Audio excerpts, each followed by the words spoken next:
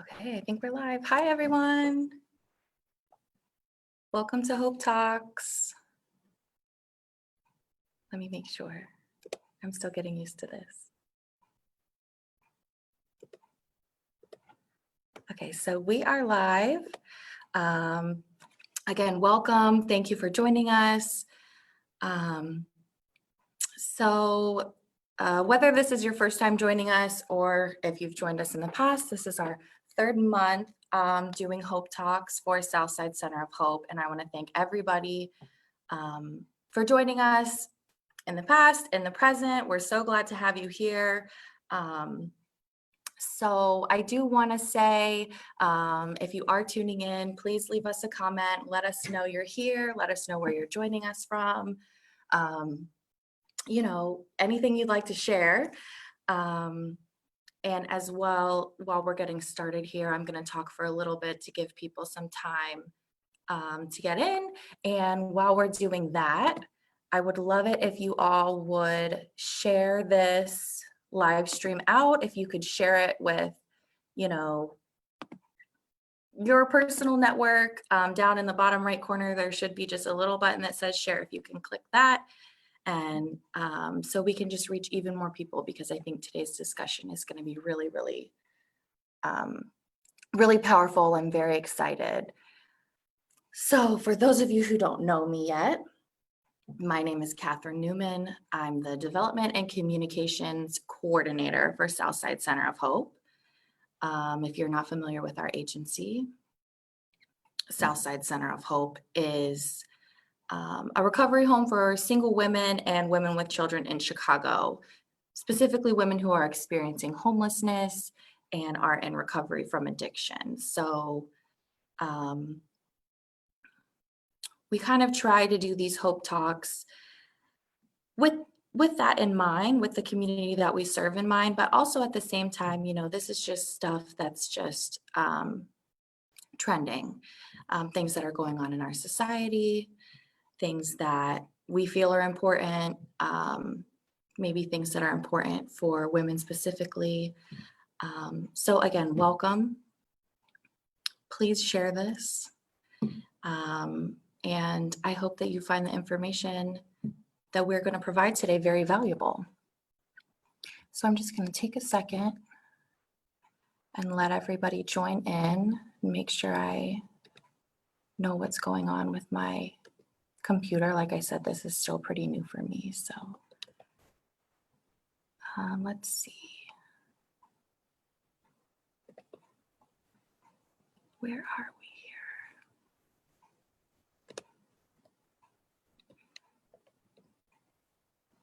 And for those of you who have been following us on Facebook already, you know that we have a wonderful intern this summer.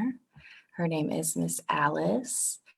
And she's from the University of Chicago, and she's going to be helping me today monitor the comments. So feel free to leave questions. If you miss some information, she can help follow up with you there in the comment section.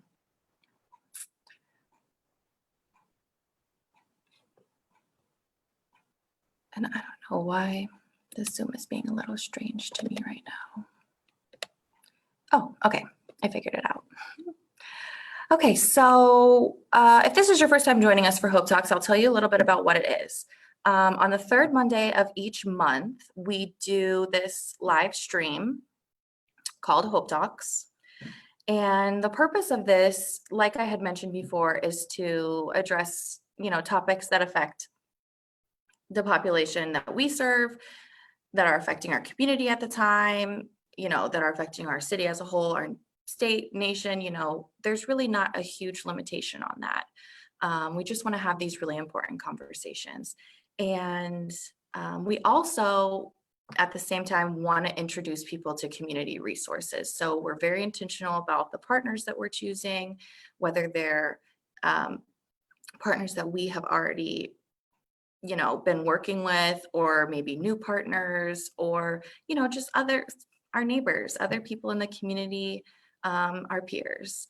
So today, our conversation, I'm very excited about this because it's something that I'm personally very interested in. Not that, everything that we discuss here I'm personally interested in. But this one especially was exciting for me.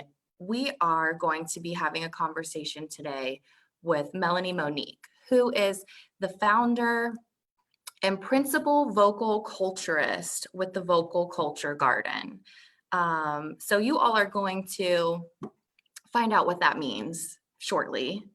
But I just wanted to introduce her. So while we're kind of, waiting for people to join, we can be thinking about that. Our topic of conversation today is finding your voice, and Melanie is going to lead us through that. So again, for everyone that's already here, thank you so much for joining. If you're just now getting on, I'll tell you again, our intern Alice is going to be monitoring the comments today, so feel free to ask questions. And she can hopefully, as best she can, will direct you to the answers that you're looking for, the resources that you're looking for. If you miss something, just write it in the comments and she can kind of follow up with you that way. So, like I said, today's topic is finding your voice.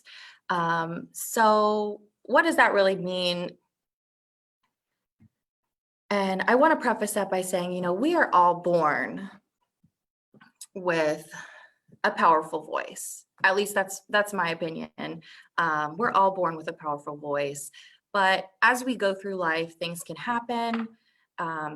We can go through, trauma. We can go through, different things that can cause us to lose our voice or quiet our voice. And so today we're going to discuss that with Miss Mellini Monique, some of the reasons why women lose their voice and how they can get it back. And, just really find that empowerment to speak up even in those toughest situations. So before we get started, I've been kind of, on my ramble about why I find this to be important. But before we get started, I do want to take a moment to bring in our executive director, Miss Yasa Haggood, and she is going to speak with us about, if I can find it, okay, here. She's going to speak with us just a little bit about the importance of this topic and about Hope Talks a little bit in general. And I just thought that it would be, nice for you all to hear from her because she really is our fearless leader here at Southside Center of Hope. So let me see if I can get her in right now.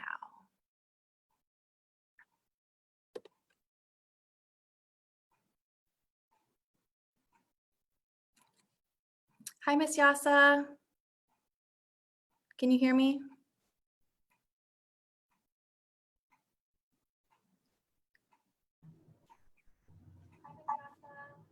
Hi, Miss Katie. How are you?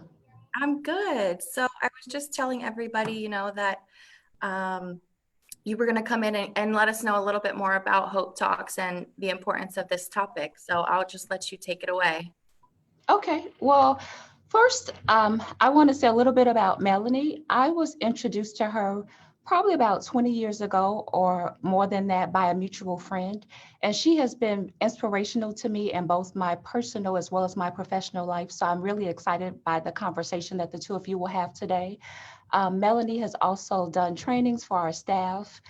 She just has so much positive energy. She's a servant leader and she really wants to help people reach their full potential. So like I said, I'm very excited for the conversation. I also want to thank you. I had this vision of doing Hope Talks probably about a year ago, but you are the person that is leading the conversations and bringing my vision to life. So I really appreciate you seeing my vision and being willing to help implement it. And so while I do not want to speak long, I do want to share my motivation for doing the Hope Talks. And there was really three reasons. one, I don't want to date myself, but when I was a kid, we didn't have the internet. And I remember going to my aunt's house to read encyclopedias. And then in a few years, that information would be outdated. And so we live in a very exciting time where anything that you want to know is readily available to you. But I think for many people, including myself, that leads to information overload, right? You're constantly receiving information and not able to process it. But more importantly, not knowing what's fact from fiction. And I think one of my goals with the Hope Talks was that we could give information knowing that, we're a credible source that people can trust, that they can rely on. I think the second reason is, for me, and I always speak for myself, I think when I'm going through things, oftentimes I feel alone. Like there's nobody else going through the same thing. And I know many of our women share the same sentiment. And for them, there's also this stigma and stereotype. And I think having these very important conversations help to remove stigmas and stereotypes. But most important, the main reason was that I wanted people to know that there's help available. You've had 3 different Hope Talks, and each time you share with people a very important resource that they may not have ever known existed. So I think that was my main reason. And again, I really thank you for your efforts in bringing this vision to life. Of course, yeah, it's my pleasure. And thank you so much for joining us. Thank you. All right. Now let's see.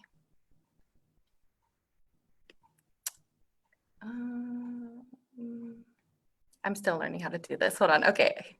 Now I'll take you out. Remove, yes. Okay, now back to me. So, really, that's kind of all the information I wanted to share with you all before we start. I will shamelessly remind you once again, please share this. We're trying to reach as many people as possible because this is, like Ms. Yasa said, a great way for people to connect with new resources. And we do really try our hardest to, include people from the community as often as possible. And so far we've been successful. A little bit more about Melanie before we bring her in. You all have heard me say she is the founder and principal vocal culturist at the Vocal Culture Garden. She's going to let us know what that really is. Outside of that, Melanie has 27 years of experience in public speaking, theater arts, professional coaching, expressive therapy. I mean, she really has a powerful voice. She works with women from all walks of life to help them develop their communication skills. But even more than that, it's a very holistic approach that she takes with regard to helping them to feel empowered. So, without further delay, let's get on to the main event. And I'm going to go ahead and bring in Melanie.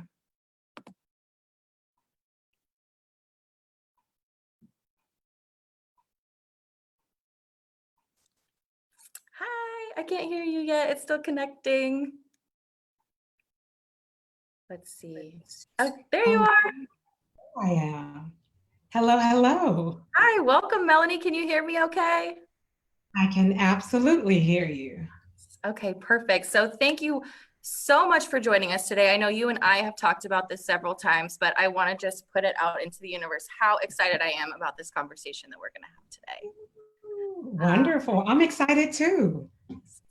So, I have kind of been rambling for the last 10 minutes about our agency and a little bit about you, but I want to give you an opportunity to speak for yourself. And so, the first question I have for you is to just tell us about the Vocal Culture Garden. And, we're going to dive deep into some of these other topics. So just as briefly as you can, what it means to be a vocal culturist. Absolutely. Okay, so let's break down vocal culturist because many people have never heard of such, right? So vocal culture itself is basically the art and science of producing sound. That's simple. The art and science of producing sound, whether it's in singing or speaking, but I deal specifically with speaking. Now, what does it mean for me to be a vocal culturist? It means that I am that instrument to help you refine, use those tools, that voice, emotion, body. all in one to produce a voice that you love, to produce a voice that creates the outcomes that you desire, to produce a voice that connects and even compels. And so that's what it means to be a vocal culturist. And my company, Vocal Culture Garden, let me tell you, until about 3 years ago, I had no company.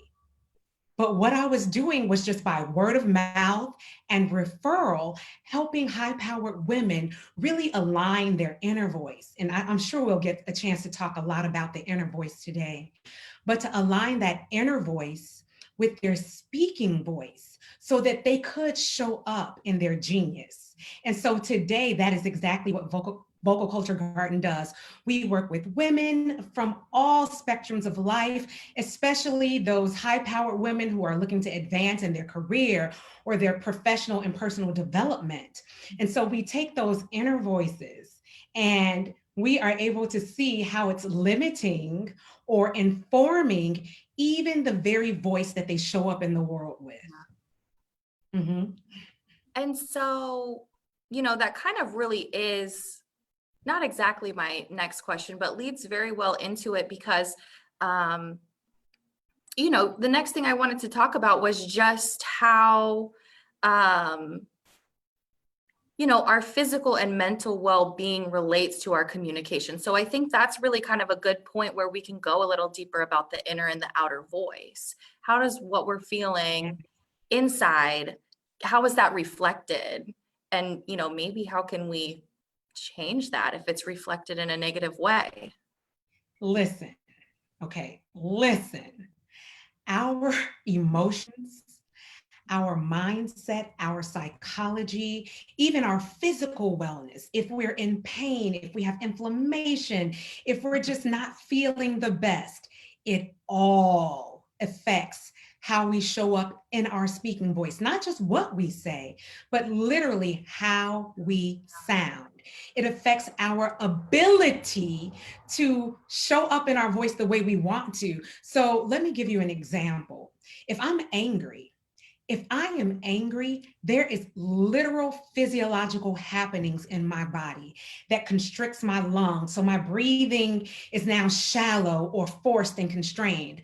My vocal cords are narrowed and tightened. So even the sound production trying to come out sounds more stressed and forced or, so definitely, there was a little example for you. But just like, let's say, an emotion of anger affects our physiology, so does joy and happiness.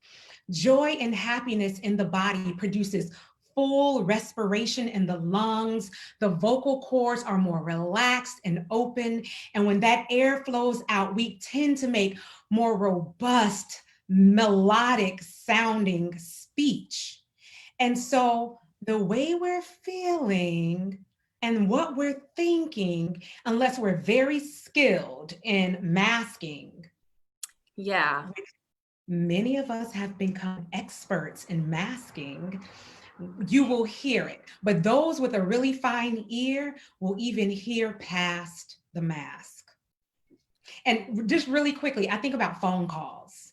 Yeah. You can't see the person. A person may answer the phone. Hello? Hey, what's going on? How are you? I'm fine. You don't sound fine. Yeah. No, really, I'm fine. My mom does that to me quite often. But so with all that being said, sometimes things can get a little out of our control, at least, I'm just thinking about personal situations that I've been through where, something in my personal life is kind of, got me down, or I'm feeling a little anxious, or especially during this time right now. I mean, I have been struggling with anxiety, almost on a weekly basis, trying to just manage that. Is there a way that, or do you have advice for, how to keep control of that and still have your empowered voice when you do have those personal situations that are out of your control? Yes. Now, there are situations that are outside of our control. And the only thing that we have control of is ourselves. Yes. And if we can remember that we can always control us, almost nothing else matters. Okay. Now let's take it a step further. If we realize that we're in control of ourselves and then we add a layer of intentionality, how do we want our voice to be perceived? What outcomes are we trying to create when we speak? Then that right there can allow us the mindset to really speak with a centered, empowered, confident, non-anxious voice. Okay? But let me tell you, it's not always easy, especially if you haven't trained yourself in these lines, if you've just been accustomed to letting your emotions control everything. I have a beautiful saying that I use with my clients, and that is, emotions indicate, they do not dictate. So it is very possible that we're in a conversation and it's very charged. Somebody is coming at us with their frustration and their anger and whatever else. And we can really, with practice, center ourselves and ask ourselves, am I trying to add to this anger? Am I trying to defend myself? Am I trying to calm it down? Am I just trying to get my point across? And then with that intention, we can allow our words to pour forth. And even, I'm going to tell you, Catherine, even without real training, just intention makes a big difference. Exactly, in the way our voices are given, shared, and perceived. So we have a lot of control. We have so much control that we don't realize we have, and we often just give it away. Yeah. Yeah. And that's something that I remind my friends of quite often. The only thing you can control is yourself. So, it is important to realize that. Something that I was talking about before I brought you in, as I was introducing the topic, was kind of just very briefly, acknowledging that we're all born with a powerful voice. And over time, maybe we're not given the tools that we need from the start, or maybe we experience something that just kind of chips away at that a little bit and causes us to become a little bit more quiet. And something that I saw on your website that I wanted to bring up, or I think maybe it was just a statement that you had made, but I was reading it, and it had said, the biggest fallout from a woman losing her voice is that she can't pave the way for young women to be liberated. And so, with that being said, considering how women can lose their voice. Yes. And then, also considering that statement, I'm just interested to hear your thoughts there. Like, what kind of a fallout is that there from losing your voice and not realizing it and not doing anything about it? Listen, in my practice over the years, I'm going to tell you, it always, almost always, because I have seen maybe a 10% variation on this, what I'm about to say, it almost always goes back to childhood. As you stated, we are born with powerful voices. Just think about that carefree child. Yeah. They say what they think, they are excited, or they express their disdain. They are just very free in vocalizing who they are and what they feel. But what happens is oftentimes, especially for young girls, we have been told things like, you're too loud, be quiet, you talk too much. Yeah. That doesn't make any sense. Why are you always chatting away? You're too loud, you're too quiet. And so all of these things begin to impact. And as you said, they begin to chip away or erode the confidence that we have in our speaking voices. And then as usually right around adolescence, young women are trying to find their space, find how they should show up in their voices. And they are dealing with that backstory of them being too loud, too rambunctious, too silly. That thought was dumb. That thought was stupid. And so then they're usually in their peer groups at this point in time, trying to figure out, what should I say? What should I not say? Should I share my truth? Or if they say it's dumb, that's going to be a horrible rejection. And I can't dare handle that rejection. So I minimize again. Minimize or alter my true inner voice.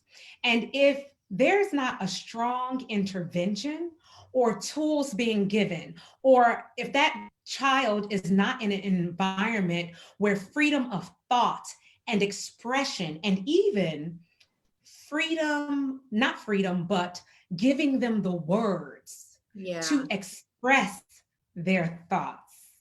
If that is not happening, you have a voice that is then put into a box, only opened up when absolute necessary. And it's usually at times of provocation, anger, or feeling trapped, that inner voice really comes out. Yeah, it almost becomes like an eruption, and we lose the control that we need to have. Exactly. And oftentimes we think of a silencing of our true inner voice as becoming quiet. Well, I think there's another extreme that we don't consider as much, and that is when, especially for women, when it becomes so loud and obnoxious and not assertive, but aggressive. Let's think about it. Have we ever come across that woman that you can say something and it rubs them the wrong way, and then all of a sudden they're loud and in your face and defensive? It's like they went from 0 to 100, but that's often because they have felt minimized, felt shut down, felt like they couldn't really express themselves. So they're not going to be shut down. They're going to go for it. And it's imbalanced. It is imbalanced. So I think that I read in your bio that you have a background in theater.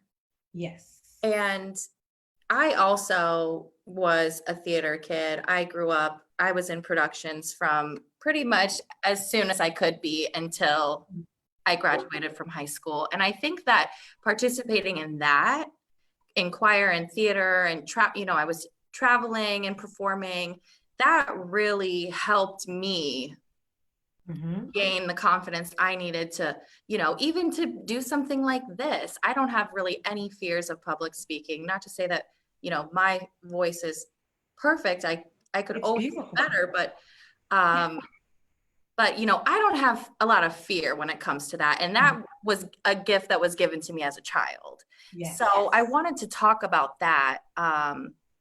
What parents can do to help their children find their voice. What are some ways or some tools that you can offer for children so that we don't get to this point as adults where we're kind of having to backpedal? Okay, so you are right. Being in environments like theater, choir, debate club, any type of performative activities, it really does cultivate a speaking voice. It cultivates a confidence, and it is typically it's a very supportive environment for you to play around with being seen, with sharing your thoughts and ideas that may or may not be accepted. So having said that, even if there was a parent who could never put their child into theater arts or debate team or any such activities, one of the largest gifts, the biggest gifts that is absolutely free, monetarily at least, because it's going to cost you something. What I'm about to say, it's going to cost you some self-work. It's going to cost you as a parent some vulnerability. It's going to cost you as a parent sometimes even patience. But the biggest thing that you can offer your child is yourself, being free to express yourself in a very positive, directed way. Because we are always modeling for them. We are always modeling how to communicate, how to behave, how to be, how to eat, how to dress. Everything in our child's world is being modeled by us and other things that they're looking at, but we're usually the strongest influence. But then after that step, you can allow your child freedom of expression. Now, that might sound really simple, but I cannot tell you how many times I have seen parents interacting with their children, and specifically, let's go with mothers. And the child may say something like, "Oh, wow, look at that orange and blue and brown. I really like that." And the mother might say, "Well, orange and blue and brown don't really match." Something as simple as that. The child expressed something that excited them, they were really intrigued by, and immediately they were shut down. Yeah. So it would be better for a parent to ask a question. "Oh, wow, what is it about those colors that make you so excited?" And then the parent can then understand the underlying reason while still allowing the child to express themselves. Also, very similarly, parents can often say, "What do you think? Yeah. What do you think?" Giving the child opportunity to use words to express their thoughts. And then what we mentioned already, giving them words. Some children are like, I don't know, that just kind of makes me feel, I don't know. And so what a parent can do, even if their vocabulary is not all ostentatious and huge, they can say, "What, does it make you feel happy? Does it make you feel Yeah. sad? Are you frustrated? Are you angry?" Give the child words. And what I teach my children, listen, I have 6 children. I know, you Okay? told me that. So this is not theoretical, what I'm sharing, right? So what I teach my children is make the dictionary your friend. Yeah. Never be ashamed if you're reading, if you hear someone speaking, if you don't understand a word, immediately say, "I'm sorry, can you tell me what that means?" And that simple act expands the vocabulary, which is another concept we can talk about. It expands your verbal fluency. Yes, that is on my list of topics. Yes, it expands your ability to express what's going on in your mind with words. And many people who can't do that, they often feel frustrated, angry, and just trapped within themselves. And so children, if they're being raised with this gift to think, to be able to express themselves and to have words to express themselves, I feel that they are getting a leg up. Yeah. They're getting a strong footing in this world of communication. And so before we move on, I did want to ask you one more question with regard to, what parents can do for their children. We kind of have talked around this, but I do want to ask you directly, are there certain things that parents should be aware of or look out for, especially when it comes to young girls? Things that maybe we need to know to protect them from, or topics that we need to be prepared to talk about with regard to young ladies losing their voice. Losing their voice. That is a huge topic, even within itself, but let's talk about it. Yeah. First of all, with our young girls, we need to have our eyes open. We need not, as parents, male and female, mother and father, we need to not be so occupied with our own stuff that we're not paying attention to our daughters. Because if we're paying attention to our daughters, we will see mood shifts, we will see attitude changes, we will see increased verbal fluency or decreased verbal fluency. And all these are telltale signs of what may be going on internally. We should, from a very young age, be cultivating within our children, especially our daughters, the ability to speak up when. What do I mean by that? Speak up when you don't like something. Speak up when you're uncomfortable. Speak up when you're happy. Speak up when you have questions. So if we cultivate that speak up when within our children, we're making it so that we can increasingly have more meaningful, robust, and even difficult conversations. And if you do this when your child is very young, when they begin to go out to school amongst their peers, you're noticing them, you're noticing their behavior, and then they typically will be more free to speak up when you ask them questions like, oh, so what did you and your girlfriends talk about today? It won't be such a, like, I can't say that, mind your own business, mom. You're gonna judge me. You're gonna tell me that what we were talking about was dumb and stupid. So really cultivating, in essence, this open communication where the child is not being judged. Let me tell you, I have had, especially my two oldest are boys. I have had them come to me and ask me some things, and I've been on the inside thinking, what? Where did you get that from? Who said that? Where have you been to even hear something like that? But knowing that I want to maintain an open, clear communication, I can't come undone. I can't allow them to think that their thoughts and their words are too much for me to handle, because a lot of children are trying to protect their parents. And that's another thing that minimizes their own voice. They're so busy trying to make sure mommy is okay, mommy is happy, mommy feels well, that when they're hurting or confused or just have some things that they're really struggling with, they don't dare speak up because they don't want to shake mommy's world. So once again, the boys have come, and on the inside, I feel crazy, but I go, that's interesting. Never heard of anything like that, but tell me more about it. And then if I absolutely have no clue what they're talking about or where they got it from, I'll even say, you know what, let's look that up. Everybody has smartphones, right? Yep. Smartphones, let's look that up together. And then that gives me opportunity to share wisdom, the little bit that I have, hear more about what they're thinking, and win their confidence. Can you imagine if we were doing this with our children all the time, how different our communication together would be, how much more sure they would feel in sharing their voice with the world? And then asking children too, how do you want to be perceived? It's not so important how people, you know, how we always tell our children, it doesn't matter what people think of you. I don't know if that's true.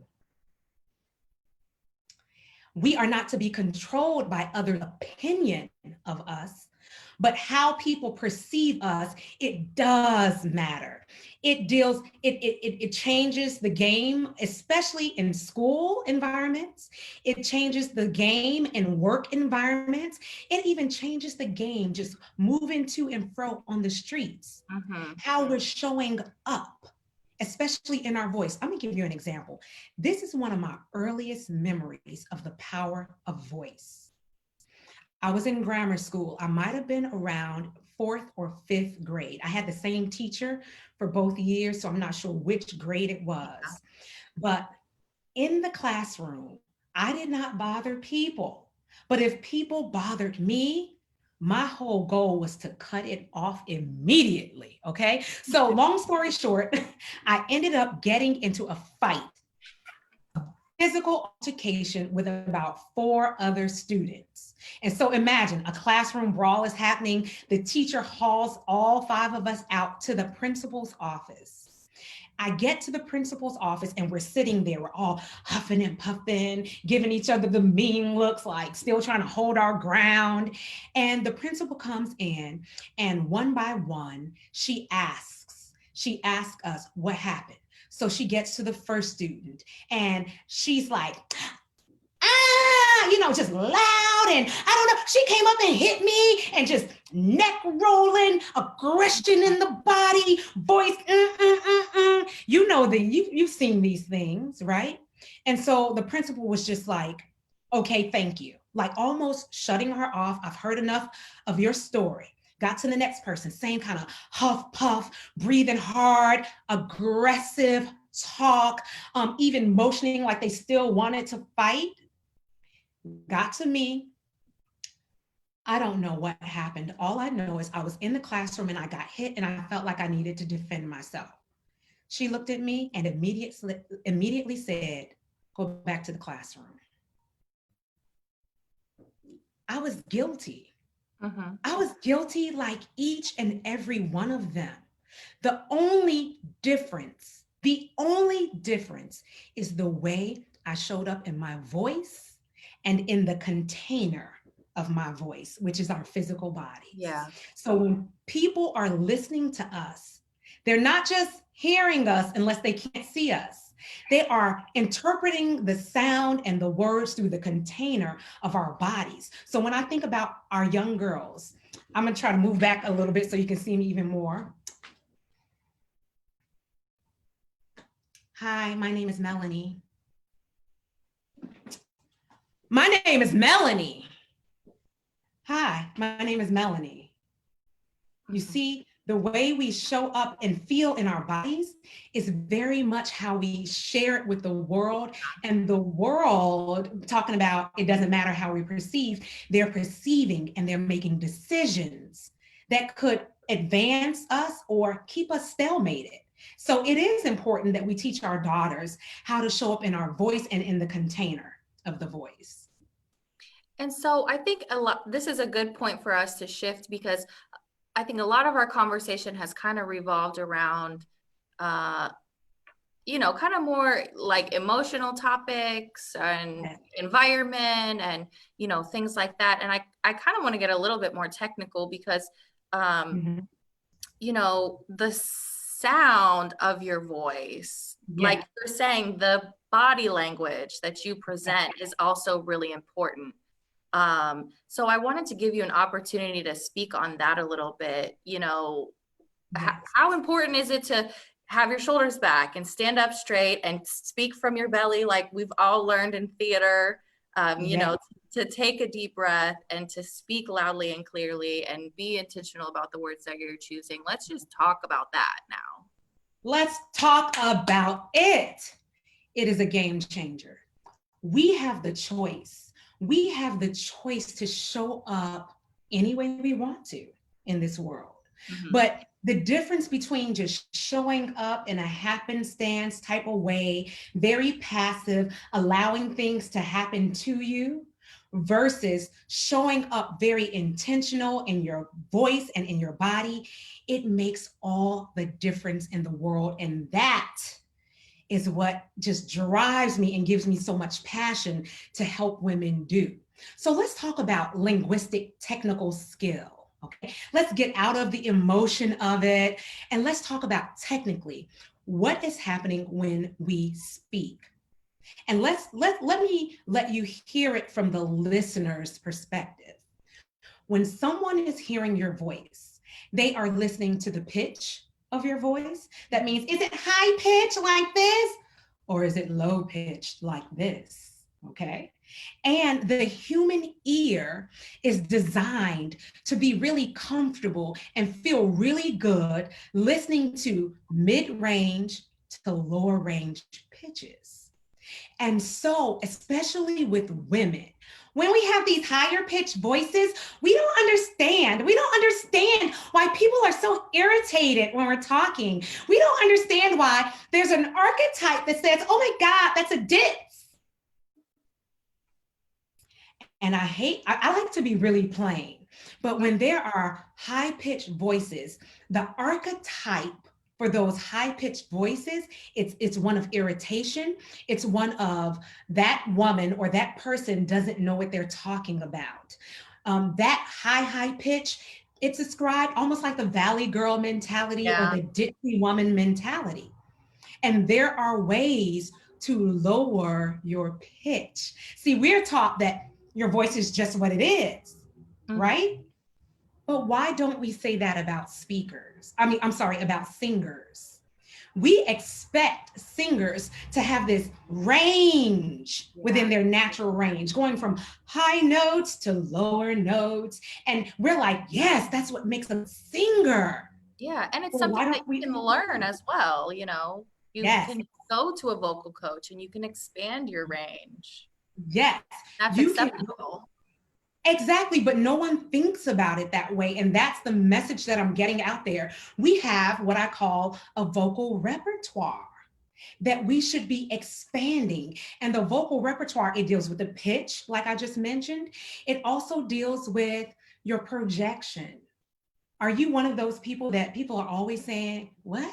I'm sorry, I didn't hear you. Can you speak up? Yeah. Because your voice is Yeah. so low, Yeah. right?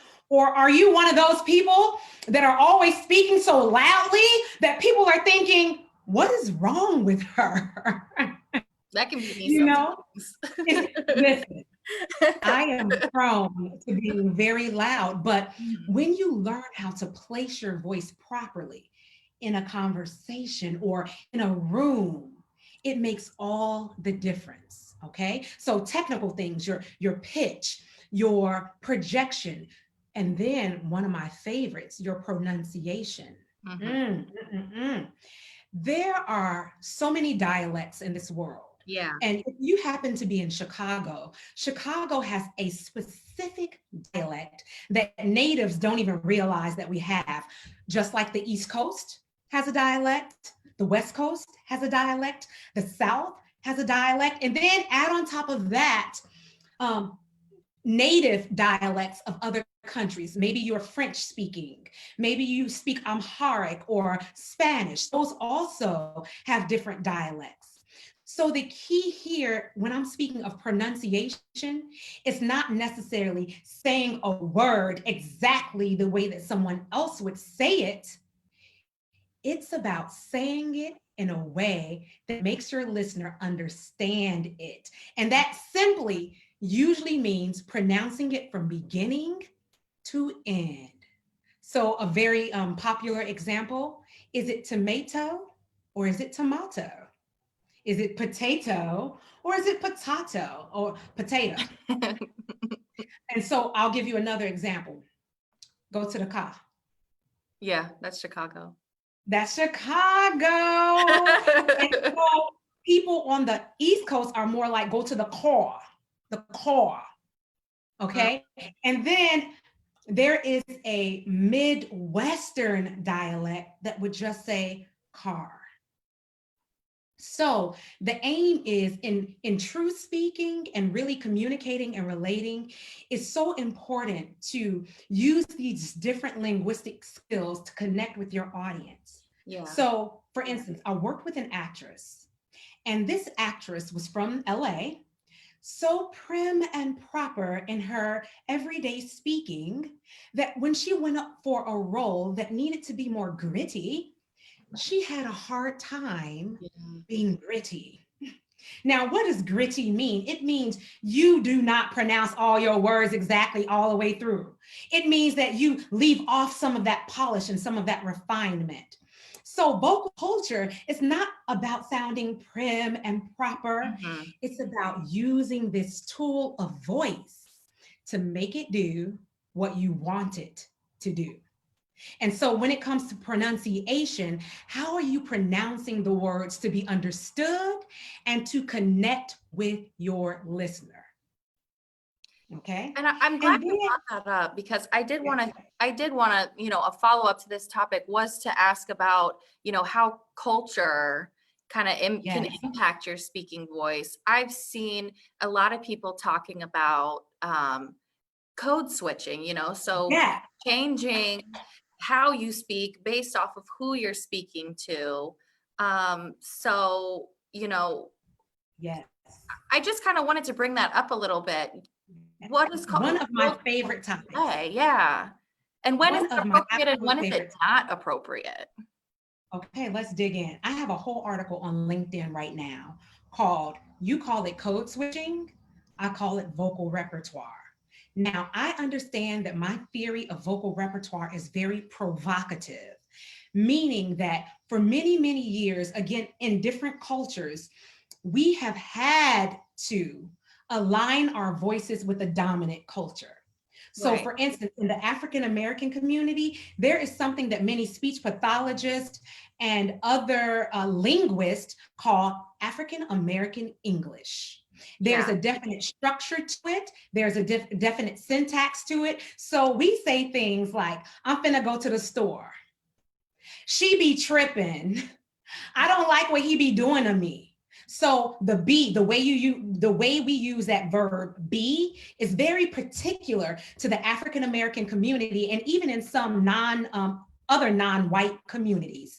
Mhm. And finna, fixin' to, those are words that are really particular and specific to our community, but there's a definite structure. But when, in the past especially, when we've had to go out for jobs or interviews, we've had to leave that speech pattern behind and adopt the dominant speech pattern, where instead of I'm finna go to the store, it would be I'm getting ready to go to the store, I'm about to go to the store, or I'm in the process of going to the store, right?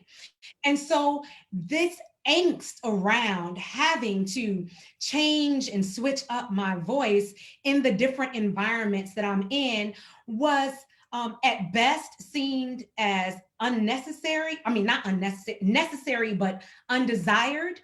And at worst, people would have a negative feeling. They would feel like they were fake, not authentic sellouts. And I'm telling you, I challenge that to the core. Mhm. And let me tell you why I challenge that. Follow me. We naturally are involved. We're doing vocal repertoire all day long, okay? If you live in a house, let's give an example. Let's say you live in a house with your mother, your grandparents are in the home because you're taking care of them. You have a husband and you have children, okay? So your day, your morning within 2 minutes might look like this. You wake up, you see your husband, you're like, hey babe, good morning, how you doing? You leave out your room, Ma, are we going to the store today? Okay, sit down. No, it's not time for breakfast yet. No, you're not eating any more of those Fruit Loops. You've had enough. You don't need any more sugar. Babe? Oh yeah, no, the laundry's in the basket. Mom, if we're going, we need to go by 9. Babe, okay, you see, Yeah. we are switching. We are switching between the nuances of our voice all the time. So vocal repertoire says, why not be intentional with it? Yeah. Why not understand that there may be a culture, let's say of a workplace, that's not necessarily the culture of my home, but the culture of that workplace demands a certain style of speaking. If I want to assert myself in that culture, it would be wise for me to use my voice to build a bridge to get me into that culture. Not only does my voice allow me to build a bridge to get there, once I get there, I can share more nuance with that culture of my vocal repertoire, therefore expanding even their ideas, eradicating their vocal bias to a great degree, and being authentically me, stretching the limits of my voice and my expression, but still authentically me. And that really is the work that I do with so many of my clients. Emotional stretch, vocal repertoire, linguistic skill, and emotional intelligence to know, like you said, when do I use this voice? And I'm gonna give you one more quick example. I think this will resonate with your listeners. I grew up on the South Side of Chicago, in the hood, okay? And I was always accused, even from my earliest years, I was accused of talking like I was white. I didn't even understand what that meant for a long, long time. I grew to understand that meant I articulated my words all the way to the end and I didn't sound rough, okay? But I was wise enough to know even then, this was even in grammar school, high school. I was wise enough to know then that if I was going to the liquor store, the corner store to get my bag of chips, I didn't show up at the corner store like, hi, can I have a bag of Lay's? And then can I have some now and laters, please? I just knew that that wouldn't work in that environment. Yeah. So when I showed up at the corner store, it was like, let me get that bag of J's and some now and laters. But it was authentically me. It was within my vocal repertoire. Mm-hmm. I didn't have to dig outside of myself and make up some other character. So we do all have a range, and we can expand our range if it's desired. So that emotional intelligence tells us when is it appropriate? How is it appropriate? Nuance, what emotion to use. And so these are the tools that if we can learn at an early age, we become unstoppable in our communication. So I know we're getting a little close on time, but I do have one more question that I want to ask you. I'm positive that you and I could go on for the rest of the day. Yes. But I do want to be considerate of our viewers who, maybe have other things on their agenda for the afternoon. So the last thing I wanted to talk to you about was just to get a little bit more specific about what we do here at Southside Center of Hope. Many of the women that we serve here have been through, varying forms of trauma, abuse, domestic violence. They have been homeless for a period of time. They're recovering from addiction. So those aspects of life, going through those things, they can kind of, shift your mindset a little bit and cause for people to think negatively of themselves. And the language that is used to talk about this population of people is also oftentimes not very positive, which is something that we're working on breaking down right here, right now with Hope Talks. Good. But I'm curious to hear what you would say to these women to kind of help them change how they talk about themselves. Because like we've said, it's kind of, your internal voice coming out. So how do we make that positive, to build that confidence for them? I love that. I love that. First of all, there is a definite mindset shift that has to happen. And let me go even a step further. A lot of times when a person has experienced addiction or been emotionally in a tumultuous place, making decisions from those places, they forget that addiction is a thing. It is not who I am. Mm-hmm. Okay. And so they begin to merge a behavior with the who of them. And I work very hard to disentangle that, a behavior versus the who of you. And when you are trying to get back to the who of you, getting back to that pure voice, there's a lot of forgiveness that needs to happen. Yeah. There is a lot of grace that needs to be extended toward yourself. And dare I say, there is a tape player that needs to be stopped. Break the tape and let's loop a new story. Okay.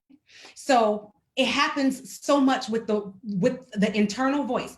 I'm dumb, I'm stupid, I'm just gonna be in this, I'm never gonna get out of this addiction, I'm gonna be in the hospital again, I'm gonna be in that halfway house again, nobody trusts me. And they're playing this again and again and again, and it needs to be broken. And affirmations is the easiest word I can use to think about what needs to happen. Mm-hmm. I am a person who happens to have an addiction. Yeah, I can overcome this language. We talk about this a lot. Yes, this internal language. I am a person who happens to have an addiction. I can choose to be different if I want to. I can show up in this world in a different way if I so choose to. It's almost putting your foot down and realizing that you, no matter what you've been through, and I have a client, one of my favorite people on this earth, caught up in addiction for like 25 years. And now the way she speaks and shows up, you would never know it. You would never know it. But almost like, I know our time is here. You got to put your foot down and decide that you can be different. And when you start to change that internal voice, the scariest thing is to begin to speak it out loud, to say it out loud. Look in that mirror, say it out loud. And when science says, when you think it and then you speak it and you hear it again, it reinforces and creates that new groove in your brain. And so you are changing. So finding your internal voice begins with realizing you are not your behavior and changing that internal chatter. Shut that old woman up and begin to speak as the woman you want to be. So thank you so much for sharing all of this. First of all, I think that, you know, I came into this really excited, knowing that it was going to be amazing. And I feel like we've exceeded my expectations of this conversation. And just scratch the surface. I mean, I know. The surface. I'm saying we could go all day. But I do want to kind of wrap up and at this point give you an opportunity to, you know, share with everyone how they can access you. I want to give you a chance to, you know, kind of if you want to talk a little bit about the services that you offer or where to go to find that information, just, you know, whatever you think would be helpful for anyone who's inspired by this conversation and looking for their next step. Absolutely. So let me tell you, I work with individual women and I work with companies who hire women. And so if you happen to be in both demographics, you can find me across all platforms at Vocal Culture Garden. And then you can definitely find me at the website, vocalculturegarden.com. If you want to email, you can find me at info@Vocal Culture Garden. So whether you're on Facebook, Instagram, Twitter, you can always slide into my DM. And if you're a company who has women employees, or if most of your constituents are women, I craft amazing, tailored content for you and your constituents to train how to show up in the voice for your employees, sometimes for your constituents. And so you can find me at Vocal Culture Garden across the platform. Some of the amazing work that I've been doing lately is for companies called Vocal Printing, where you literally for your company craft a vocal culture, a print that is very well thought out, so that as you onboard your new employees, as your employees interface with the constituents, the clients, the customers, you have a consistent voice that is refracted through the many voices. Another thing that I've been talking about a lot lately with companies is vocal bias. How vocal bias in the workplace is keeping companies from really enjoying the talent that they have, and that's limiting their employees' expression of their full selves, which is limiting productivity and wellness, which also decreases productivity in the workplace. And then for those women who are just high achievers, your entrepreneurs, you are your own brand. You are looking for some really great personal development and you want to do some personal work. You can literally go to vocalculturegarden.com, and on there, on the landing page, you can sign up for a dig and discover session where you will speak directly with me, and we'll figure out together what services you need, and we can go from there. So there you have it, Vocal Culture Garden everywhere. Perfect. So we will add that information into the comment section, so everybody viewing this later will be able to, you know, directly access you. But you know, that is really kind of the extent of everything that I wanted to go over today. Well, it's not. I wanted to do much more, but that's all that I will allow for. in Exactly. this hour time frame. So again, thank you so much, Melanie. This has really been a pleasure. Thank you for having me, and do not hesitate to ask me out again. I will. Do not hesitate. All right. All right, perfect. Thank you so I am much. going to remove you from the Zoom, and then I'll say my goodbyes to everyone. But again, thank you so much. And I'm really looking forward to just continuing this partnership and getting Absolutely. you access to Our Ladies. Yeah. Ooh, let me get my hands on them. I would love that. Mhm. Okay. Thank you and have a great day. Thanks, you too. All right. Bye-bye. Okay, everybody. So thank you so much for joining us. I am feeling, really excited, really happy, really inspired by that conversation we just had with Melanie. So hopefully you all are too. I'm not going to keep you much longer, but I just wanted to remind you to share, let you know again that Hope Talks happens on the third Monday of every month. And just to give you all a little teaser, we have set our topic for next month for August. We're going to be discussing self-care with a licensed massage therapist. So if that's something that you are interested in, something that maybe you struggle with, I know I personally do struggle with finding time for self-care. It's going to be a great opportunity to find some really actionable ways that you can, kind of start to find that time just right away in your life. She's going to have a lot of great information for us. So thank you again for joining, and we will see you again next month.